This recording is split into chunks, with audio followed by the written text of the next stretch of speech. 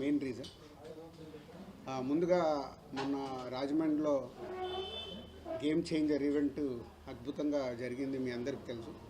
So దానికి ఆ event అంతా అద్భుతంగా జరగటానికి మెయిన్గా డిప్యూటీ సీఎం పవన్ కళ్యాణ్ గారు.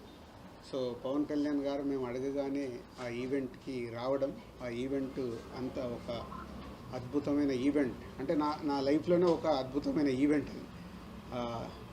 మెగా అభిమానులు కానీ, జనసేన కార్యకర్తలు కానీ, పవర్ స్టార్ గారి అభిమానులు, ఇట్లా అందరూ అక్కడ ఉండి ఆ ఈవెంట్ని ఒక అద్భుతమైన ఈవెంట్గా చేశారు.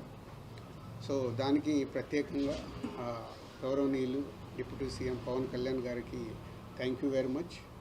మా కోసం అంత టైం స్పెండ్ చేసి వచ్చి మా ఈవెంట్ని, మా గేమ్ చేంజర్ సినిమాకి సపోర్ట్ చేసినందుకు.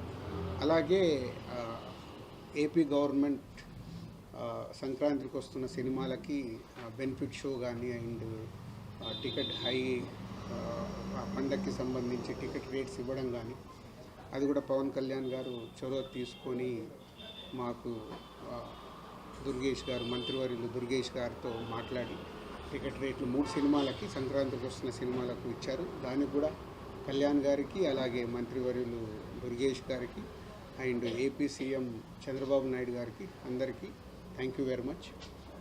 సో ఒక సినిమా పండగ వస్తుందంటే పండగ వాతావరణం ఎలా ఏర్పడుతుందో, మనకు సినిమాలు వస్తున్నాయంటే మనకు పండగతో పాటు డబుల్ ఏ సినిమా ఏ రోజు రిలీజ్ అవుతుంది, ఎప్పుడు చూడాలని మన తెలుగు ప్రేక్షకులు, అలాగే ఇప్పుడు పాన్ ఇండియా అయిన తర్వాత గ్లోబల్ ఆడియన్స్ కూడా అటు తమిళ్ కానీ, ఇటు కర్ణాటకలో కానీ, ఇప్పుడు నార్త్లో కూడా మనకు స్టార్ట్ అయింది, అలాగే ఓవర్సీస్లో కానీ మన సినిమాలకి, తెలుగు సినిమాలకి క్రేజ్ అండ్ రేంజ్ పెరుగుతూ ఉంది. సో పాన్ ఇండియా రిలీజులు కాబట్టి మాకు ఇంకా ఎక్కువ, ఫస్ట్ టైం నేను చేస్తున్నా, ఎక్కువ స్ట్రెస్లో పనిచేస్తున్నా. ఇంకా 3-4 డేస్లో ఈరోజు రేపు కంప్లీట్ చేసి గేమ్ చేంజర్ కాంటెంట్ పంపించేయాలి. సో గేమ్ చేంజర్ ప్రత్యేకమైన సినిమా, ఒక 3.5 years జర్నీ. మీ అందరికీ తెలుసు 2021 ఆగస్టులో మొదలుపెట్టాం సినిమాని, పూజా కార్యక్రమం. ఆల్మోస్ట్ ఒక 3.5 years జర్నీ. ఎన్నో అప్ అండ్ డౌన్ చూశాను ఈ 3.5 yearsలో. అంటే 3.5 years కాకుండా కోవిడ్ దగ్గర నుంచే లాస్ట్ 4-5 years నుంచి ఆల్మోస్ట్ 4.5 years అయింది. 4.5 yearsలో చాలా అప్ అండ్ డౌన్ చూస్తున్నాను. అంటే ఎక్కువ ఎలా జర్నీ జరుగుతుంది అనేది చూస్తున్నాను. సో ఈ టోటల్ జర్నీలో వకీల్ సాబ్ 2020లో కోవిడ్ రాకుండా ముందు సినిమా స్టార్ట్ చేసి మేలో రిలీజ్ చేద్దామని ప్లాన్ చేశాం. May 21 మీ అందరికి గుర్తుండే ఉంటుంది. మార్చిలో కోవిడ్ వచ్చి లాక్డౌన్ వచ్చింది. అది కాస్త అలా 2020 మేలో అనుకున్న సినిమా 2021 April 9th రిలీజ్ చేసాం. అంటే ఆల్మోస్ట్ 1 year. అంటే కోవిడ్ దగ్గర నుంచి ఇలాంటి చేంజెస్ అంటే మన చేతిలో లేకుండా జరుగుతూ వచ్చాయి. సరే, ఆ సినిమాని అద్భుతంగా తయారు చేసి అద్భుతంగా పెట్టాము. April 9th రిలీజ్ అయిన 4వ రోజే మళ్ళీ కోవిడ్ విజృంభణతో 2 weeksలోనే మళ్ళీ థియేటర్ షట్ డౌన్. అంటే కళ్యాణ్ గారితో నాకు చాలా ఇంట్రెస్ట్గా, మీ అందరికీ తెలుసు I'm big fan of Pawan Kalyan గారు. ఇంట్రెస్ట్గా దాన్ని కళ్యాణ్ గారికి మళ్ళీ రీఎంట్రీ, ఆ గ్యాప్ తీసుకున్న తర్వాత రీఎంట్రీ సినిమా. సో చాలా జాగ్రత్తగా దాన్ని బ్లాక్ బస్టర్ ఎలా అవుతుంది అనే దాని మీద డైరెక్టర్ అప్పుడు వేణు శ్రీరామ్ కానీ టీం కానీ అంత కష్టపడి చేసాం. మళ్ళీ కోవిడ్ రావడం, సెకండ్ లాక్డౌన్. సో ఇక్కడ సినిమా రిలీజ్ చేసేసి ఒక 1 week తర్వాత 1 month నేను యూఎస్ వెళ్ళిపోయాను. అంటే ఆ డిసప్పాయింట్ కావచ్చు, ఐ వాంట్ బ్రేక్ కావచ్చు ఆ టైంలో. అలా వకీల్ సాబ్కి, దాని తర్వాత వారిసు చేసాం తమిళ్ తలపతి విజయ్ గారితో. అది తమిళ్లో తీసాం కాబట్టి తమిళ్ సినిమా అయిపోయింది. అంటే దిల్ రాజు గారికి తెలుగులో దాని ద్వారా రావాల్సినంత రాలేదు, కానీ తమిళనాడులో వచ్చింది. తర్వాత బలగం చేసాం. బలగం అయితే మీ అందరికీ తెలుసు, ఇట్స్ అ బిగ్ అప్రిషియేషన్. ఆ సినిమాకు కూడా ఏమైంది, సో అది తెలంగాణ నేటివిటీలో చేయడం వల్ల, తెలంగాణ బ్యాక్డ్రాప్లో సినిమా కాబట్టి తెలంగాణలో దానికి 100కు 100 మార్కులు వస్తే అదర్ దగ్గర 70-80% వచ్చాయి. అంటే మళ్ళీ యూనివర్సల్గా కొట్టలేకపోయాను. ఇలా నన్ను నేను అనాలిసిస్ చేసుకుంటూ ఉన్నాను లాస్ట్ 3.5 ఇయర్స్లో జరుగుతున్న జర్నీలో. సో ఇలా కొన్ని సినిమాలు రిజల్ట్ రాలేదు. సో రిజల్ట్ రానప్పుడు అక్కడి వరకు నాకు బాధ లేదు. ఫ్యామిలీ స్టార్ రిలీజ్ అయ్యాక రిలీజ్ రోజు నా గ్రాండ్ సన్ ఫోన్ చేశాడు. వాడికి మరి ఎలా చెప్పారో ఏంటో తెలియదు, తాత చాలా అప్సెట్లో ఉన్నావంట, నువ్వు అప్సెట్ అవ్వకు, ఎందుకంటే నీ చేతిలో గేమ్ చేంజర్ ఉంది, నువ్వు గేమ్ చేంజర్ కొడతావని. It's emotional moment for me. ఏంటి వీడు కూడా ఫోన్ చేసి, ఏజ్ ఇస్ 7 years బాయ్, నా గురించి ఇంత కన్సర్న్గా ఉన్నాడు అన్న తర్వాత నాలో మళ్ళీ ఒక చేంజ్ తీసుకున్నాను. నోను, ఒక 7 years బాయ్ కూడా అడుగుతున్నాడు ఇలా అని అంటే ఏంటి, ఎక్కడ ఇన్స్పైర్ అవ్వాలి. సో సినిమాలు మళ్ళీ పాత రోజుల్లాగా నేను ఎక్కడ మిస్ అవుతున్నాను, ఎలా పట్టుకోవాలి అని ఒక టార్గెట్ స్టార్ట్ అయింది. నాట్ ఓన్లీ ఆరాంష్, వాడి పేరు, మై గ్రాండ్ సన్ పేరు ఆరాంష్ అని కాదు, చాలామంది ఏమైంది సార్ మీడియా మిత్రుల్లో ఉన్నా, మీ సినిమాలు రావట్లేదు, మీకు రిజల్ట్ వస్తలేవు, దిల్ రాజు జడ్జిమెంట్ అయిపోయిందా, ఇలా రకరకాలుగా శ్రేయోభిలాషులు మాట్లాడడం కావచ్చు, ఇండైరెక్ట్గా మాట్లాడడం కావచ్చు, చెవున పడుతూ ఉంటాయి. ఆ టైంలో నాకు ఒక ఫియర్ స్టార్ట్ అయింది. అరే నిజంగా నా జడ్జిమెంట్ పోయిందా, నిజంగా ఇంకా నేను రైట్ సినిమాలు ఇవ్వలేనా, లేదు కాంబినేషన్కే వెళ్ళిపోవాలా. ఇలాంటి టైంలో ఒకరోజు అనిల్ రావిపూడి కూడా ఇట్లా నా క్లోజ్ ఉండే డైరెక్టర్స్తో కాన్వర్సేషన్ స్టార్ట్ అయింది. సార్ ముందు ఉన్నదానికి ఇప్పటికీ నాలో ఏదో తేడా కనిపిస్తుంది, మీ అబ్జర్వేషన్ ఏంటి, నా క్లోజ్ ఉన్న వాళ్ళకి. లేదు సార్ మీరు సేమ్ చేస్తారు, లేదు సేమ్ చేస్తే నా ఈ రిజల్ట్లు ఇంత చేంజ్ కాకూడదు, ఎక్కడో ఏదో. మా శిరీష్ గారు ఇక చెప్తూనే ఉంటారు, లేదు నువ్వు ఓవర్లోడ్ అవుతున్నావు, ఓవర్లోడ్ వల్ల యు ఆర్ నాట్ కాన్సన్ట్రేటింగ్. న్యాచురల్గా పండు పెరిగినప్పుడు వర్క్ స్ప్లిట్ అయిపోతుంది, అది ఎవరికైనా. నా పరిస్థితి కూడా అలాంటిది. లేదైతే I want is a steam line, దేనికి ఎలా చేయాలి అని. సో ఎప్పుడు ఇక్కడ సినిమా ఫీల్డ్లో సక్సెస్ ఉంటేనే వాల్యూ ఉంటుంది, అది ఎవరికైనా. మనం గతం కూడా చూస్తూనే ఉన్నాం, సక్సెస్ లేకుంటే వాల్యూ ఉండదని కాదు, సక్సెస్లో ఉన్నప్పుడు ఉండే వాల్యూ సక్సెస్లో లేనప్పుడు మనం మెల్లిగా డ్రాప్ అవుతున్న కొద్దీ మన పైన ఫ్రీగా ఉన్నాడు పిలుద్దామని పిలుస్తారు తప్పితే ఎమోషన్తో పిలవరు ఎక్కడికైనా పిలవాలంటే. సో అక్కడ నాకు ట్రిగ్గర్ అయింది, లేదు ఇప్పుడు చేతిలో ఏం సినిమాలు ఉన్నాయి, ఈ సినిమాలకి రిజల్ట్ ఎలా తెచ్చుకోవాలి. అలాంటి టైంలోనే శంకర్ గారి ఇండియన్ 2 రిలీజ్ అవ్వడం, ఇండియన్ 2 రిలీజ్ అయ్యి రిజల్ట్ మనందరికి తెలిసిందే. సో అక్కడి నుంచి శంకర్ గారి మీద కూడా ఇంకా శంకర్ గారి దగ్గర నుంచి వస్తున్న గేమ్ చేంజర్ ఎలా ఉంటుంది, ఎక్కడ కూడా సినిమా పైన ఒక ఇంట్రెస్ట్, ఒక హీరో గారు తప్పితే ఇంట్రెస్ట్ క్రియేట్ చేయలేకపోతున్నాము. బయట కూడా శంకర్ గారు ఏం చేస్తారండి, ఇప్పుడు ఇక రాజుగారు కూడా జడ్జిమెంట్ ఎలా ఉంది చూస్తున్నాం కదా, ఈ సినిమా ఎలా ఉంటుంది, ఏం వర్క్ అవుతుంది, రకరకాలు వింటూ ఉన్నాను. సో వింటూ ఓన్ చేసుకుంటూ, లేదు ఈ సినిమా ఏది నమ్మాను, శంకర్ గారు కథ చెప్పినప్పుడు 4 years బ్యాక్ ఏమి బిలీవ్ చేశాము అది ఉందా, సినిమాలో అది డెలివరీ చేస్తున్నామా అనే దాని మీదనే నంబర్ ఆఫ్ టైమ్స్ డిస్కషన్ పెట్టుకొని శంకర్ గారితో కూడా మాట్లాడుతూ. జనరల్గా మీ అందరికీ తెలుసు, శంకర్ గారు ప్రొడ్యూసర్స్కి అంత యాక్సెస్ అనేది సినిమా విషయంలో, క్రియేటివిటీ విషయంలో ఏ పెద్ద డైరెక్టర్ కూడా ఇవ్వరు.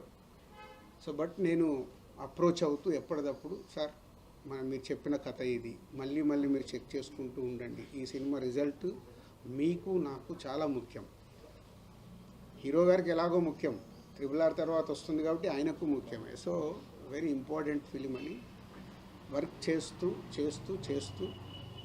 ఎస్ కమ్బ్యాక్గా వస్తున్నాను.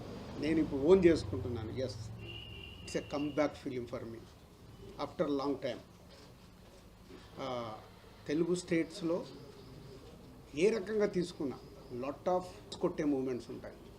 మన తెలుగు ప్రేక్షకులు సినిమా చూసి చిరంజీవి గారు ఒక మాట అన్నారు, కమర్షియల్ సినిమాలు అందరం చేస్తాం రాజు, శంకర్ గారు ఒకప్పుడు జెంటిల్మెన్ చేసిన, భారతీయుడు చేసిన, ఒకే ఒకటి చేసిన, కమర్షియల్తో పాటు మీరు ఆయన సినిమాలో ఒక మెసేజ్ వచ్చేది.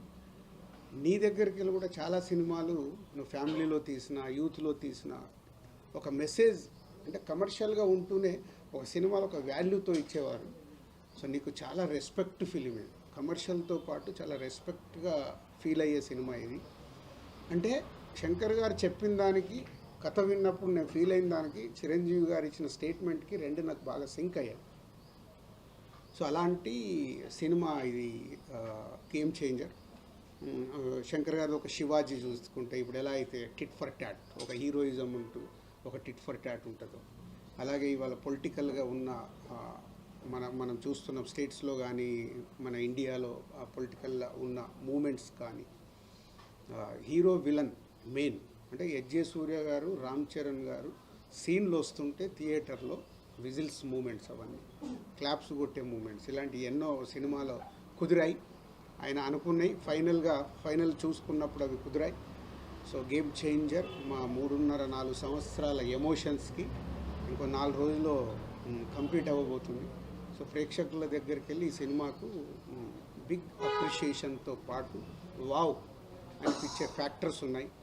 అలాగే శంకర్ గారి పాటలు ఆడియోలో మీకు విన్నప్పటికంటే కూడా మొన్న బాంబే మీడియా ఇంటరాక్షన్కి వెళ్ళేటప్పుడు వాళ్ళకి ఏం చూపించాలి, ఆల్రెడీ యూట్యూబ్లో ఉన్న కాంటెంట్ చూపిస్తే వాళ్ళకి ఏం ఎగ్జైట్మెంట్ ఉంటుందని ఫస్ట్ టైం అక్కడ కూడా శంకర్ గారిని నేను చాలా ఒప్పించి, లేదు సార్ నాకు ఒక సాంగ్ కావాలి, నేను అక్కడ చూపించినప్పుడు బిగ్ స్క్రీన్ మీద ఒక అప్లాజ్ వస్తుంది, మీరు నమ్మండి అని జరగండి సాంగ్ని తీసుకెళ్ళి వాళ్ళకి చూపించడం జరిగింది. అప్పుడు బిగ్ స్క్రీన్ మీద చూస్తే వాళ్ళ రియాక్షన్స్ అదే థియేటర్లో రేపు రాబోతున్న రియాక్షన్స్ అని గట్టిగా నమ్మా.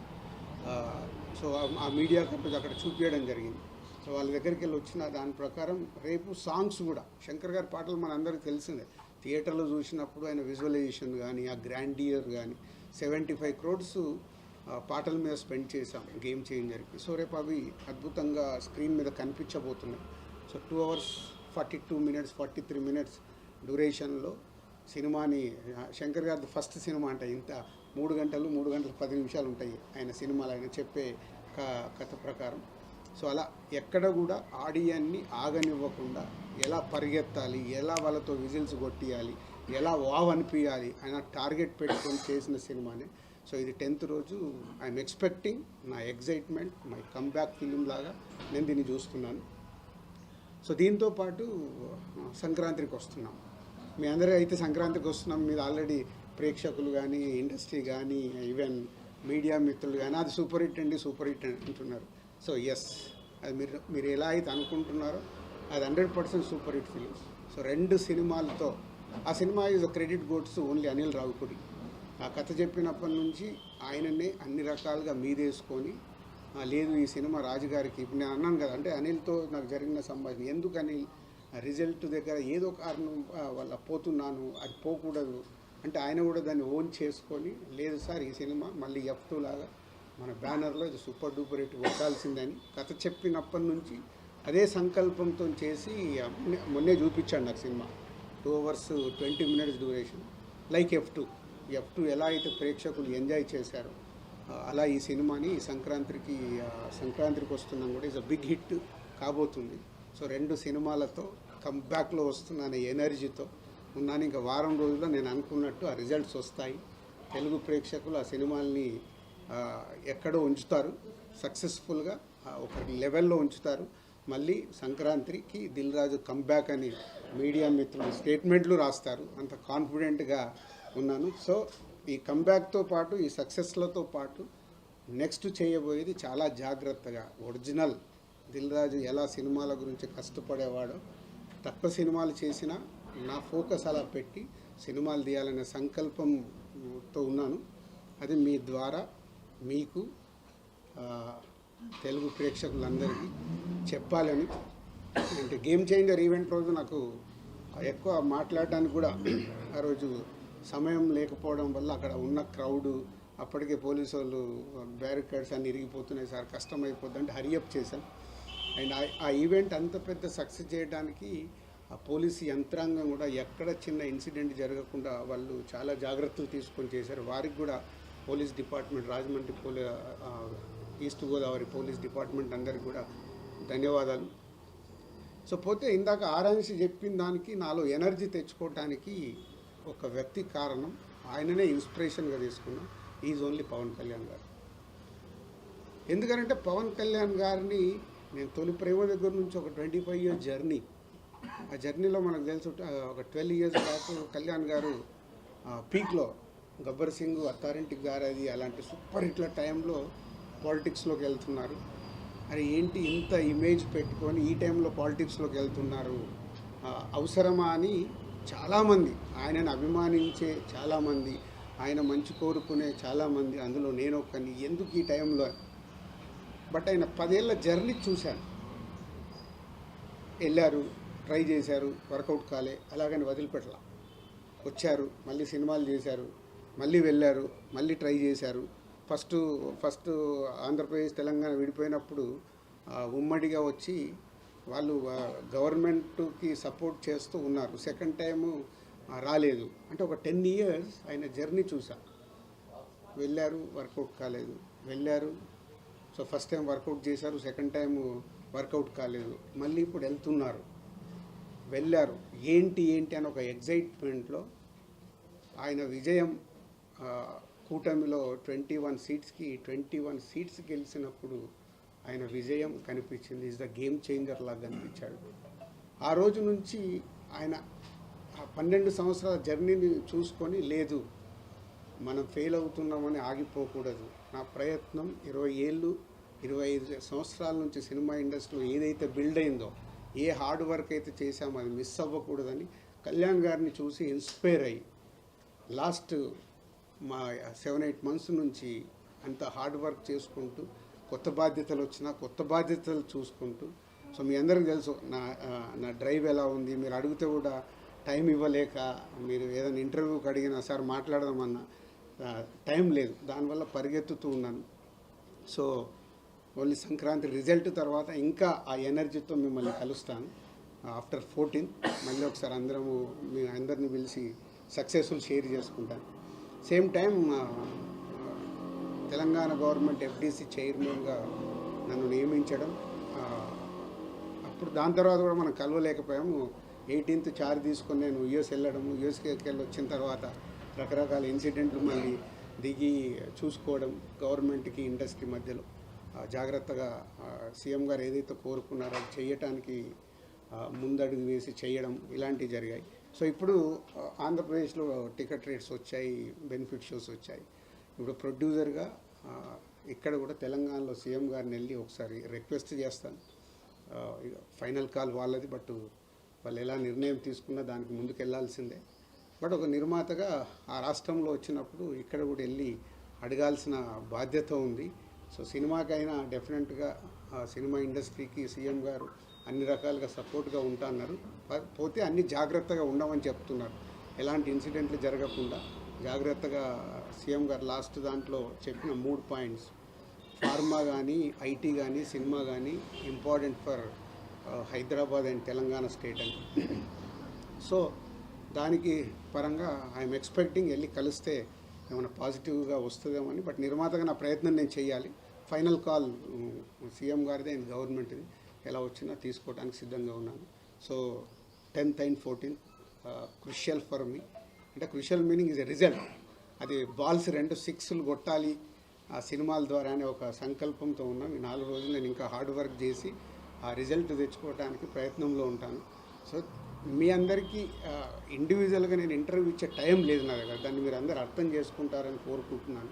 ఎందుకంటే మీరు ఎప్పుడు మెసేజ్లు పెట్టినా నేను 99% రిప్లై ఇస్తాను. చాలామంది నాతో మెసేజ్లు పెడితే నా దగ్గరికి వెళ్ళి ఫోన్ కాలో రిప్లైనో కంపల్సరీ ఉంటుంది మీడియా మిత్రులందరికీ. ఎప్పుడు నేను ఇగ్నోర్ చేయను. దీన్ని మీరు అర్థం చేసుకుంటారని మీకు కూడా చెప్తున్నాను. ఐ వాంట్ పాజిటివ్ ఎనర్జీ మీ దగ్గరికి వెళ్ళి కూడా. నాకు ఈ 10 రోజులు ఎలాంటి కాంట్రవర్షియల్ లేకుండా, ఏం లేకుండా మీ దగ్గరికి వెళ్ళి కూడా నాకు సపోర్ట్ కావాలి. సో మీరందరూ సపోర్ట్ చేస్తారని కోరుకుంటున్నాను. Thank you.